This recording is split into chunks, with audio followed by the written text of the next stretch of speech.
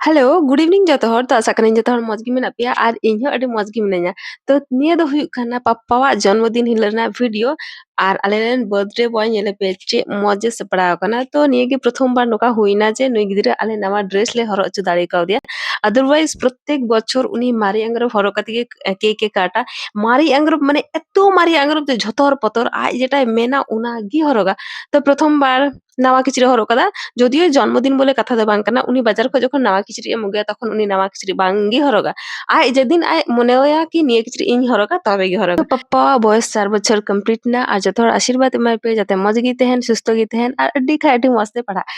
ছোটখাটো সেলিব্রেশন ले करा दा इन ग्रैंड सेलिब्रेशन दो बांग बस उड़ारन हरने के आले गुगी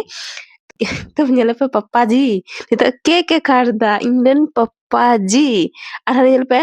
पासे रे हातम ते मने पूरा चुपचाप गे मने उनी मेंदा बाप रे इन दो बाको गे चीदिया हयतो मने मने काय गुनो रकना नि कटी गया तो चलो तो के गेट के तान तो nyele पे आको आजो को के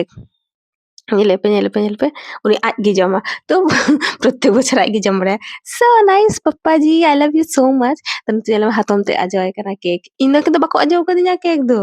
खाली आको को आजो जम कना बाबा रे बाबा उनको nyelते इंगी लव गिंग कदा किंतु इन बाको आजो को दिया बड़े पे सरी कथा लिया हाँ ताछाड़ा इन केक बोइन जम बड़ाई गया तो फाइनली केक कटिंग हुईना और नितो तो हुई गिफ्ट एम पाला तो प्रथम रे इंगु है गिफ्ट एम लगी